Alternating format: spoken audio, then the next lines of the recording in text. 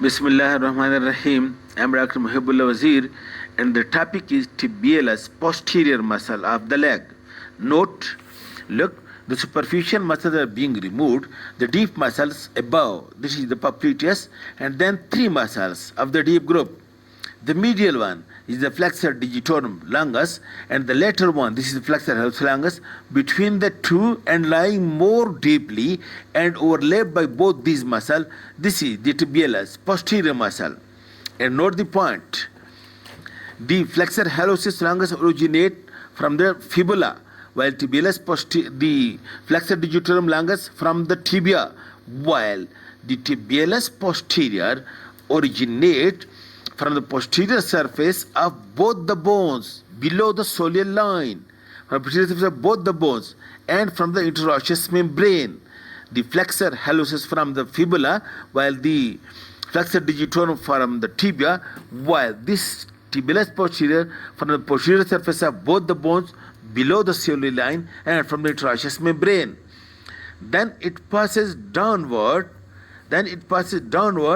And note the point, note the tibialis anterior originate only from the tibia, while a tibialis posterior from both the bones.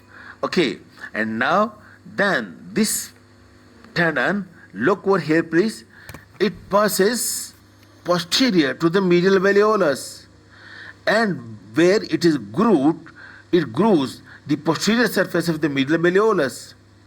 Note, the posterior surface of medial malleolus is being grooved by the tibialis posterior, while the posterior surface of the lateral malleolus is being grooved by the peroneus brevis. Enclosed in its own synovial sheath, it passes deep to the flexor retinaculum. And then, look, it passes over here on the medial side, just above the sustentaculum tali of the calcaneum bone, and then it is inserted mostly into the tuberosity of the navicular bone, while the slip passes to the cuneiform bones, and then to the cuboid bone, and to the second, third, and fourth metatarsal bones. Look over here, please. Look, this is the tendon of tibialis posterior.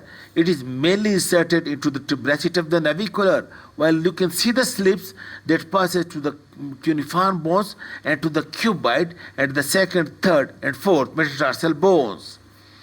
And now look, it is supplied again by the tibial nerve, and look, it passes along the medial side of the foot.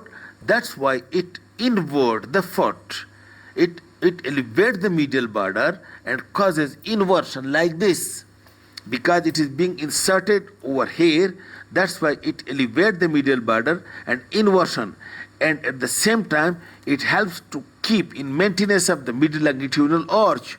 And at the same time, because it passes posterior to the medial malleolus and posterior to the ankle joint, because it is also plantar flexor of the foot at the ankle joint. This is about the tibialis posterior. Thank you very much.